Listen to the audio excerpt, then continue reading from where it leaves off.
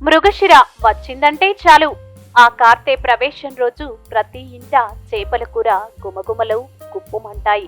ఒక ఫ్రై, మరో దిక్కు పులుసు, చేప కూరలో ఎన్ని రకాల వంటలు ఉంటాయో అన్నీ చేసుకుంటూ ఉంటారు.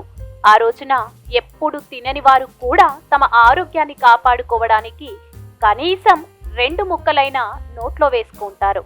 ఇక చేపలు మొత్తంగా ఇష్టం లేని వారు రొయ్యలు, ఎండ్రిక్కాయలతో పులుసు చేసుకొని చుర్రుకుంటారు. మృగశిర కార్తెలో ముంగిళ్ళు చల్లబడును. మృగశిర కురిస్తే ముసలెత్తు రంకెవేయును. మృగశిరకు ముల్లో కాలు చల్లబడును అంటుంటారు మన పెద్దవాళ్ళు. రోళ్లు పగిలే ఎండలను మోసుకొచ్చిన రోహిణి కార్తె ముగిసి ముంగిళ్ళు చల్లబరిచే మృగశిర మొదలవుతుంది. జూన్ 8వ తేదీ ప్రారంభమవుతుంది. అయితే ఈ కార్తె మొదటి రోజుకి ఓ ప్రాముఖ్యత ఉంది.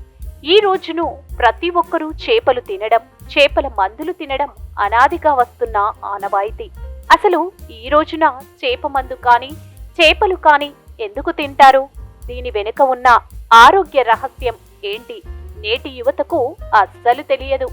ఆ రహస్యం ఏంటంటే ఈ కార్తీలో ఎక్కువగా మనిషి శరీరంలో మార్పులు జరిగి ఎక్కువ మంది వ్యాధుల బారిన పడే ప్రమాదముంది.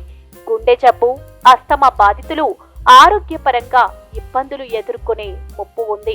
వీటన్నిటిని తట్టుకోవాలంటే ఈ రోజున ఖచ్చితంగా చేపలు తినాల్సిందే. అయితే జబ్బులు వస్తే వైద్యుల దగ్గరికి వెళ్తారు. కానీ మృగశిర రోజు చేపలు తింటే రోగాలు రావా అని అనుకోవచ్చు. అయితే అసలు ఈ చేపలకు మృగశిర కార్తెకు ఉన్న సంబంధం ఏమిటో, తింటే ఏం ప్రయోజనం కలుగుతుందో ఇప్పుడు తెలుసుకుందాం. వ్యాధుల నియంత్రణకు చేపలు మృగశిర కార్తె ఎండలను పోగొట్టి వానలతో పాటు చల్లని చక్కని వాతావరణాన్ని తీసుకొస్తుంది. ప్రతి కార్తె ఉన్నట్టు ఈ కార్తె కూడా 15 రోజుల పాటు ఉంటుంది. అయితే ఈ కార్తెలో చేపలు తింటే రోగాలు రావని మృగశిర ప్రారంభంలో చేపలు తినడాన్ని మన పూర్వీకులు మొదలుపెట్టారు. అప్పటి నుంచి ఆ ఆచారం అలానే వస్తుంది.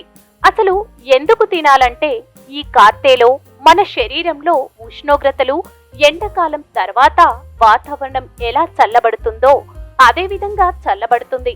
దీంతో చాలా మంది అస్తమా, గుండెపోటు, అజీర్తి, జ్వరం, దగ్గు లాంటి జబ్బులకు లోనవుతారు. ఈ క్రమంలోనే శరీరంలో వేడి ఉండేందుకు చేపలను తింటారు. దాని ద్వారా రోగాల నుంచి ఉపశమనం కలుగుతుంది. ఈ కార్తెలో పూర్వీకులు శాకాహారులైతే ఇంగువను బెల్లంతో కలుపుకొని గోళీలలాగా తయారు చేసుకొని తినేవారు. మాంసాహారులైతే చేపలను ఇంగువ, చింత చిగురుతో కలుపుకొని తినేవారు.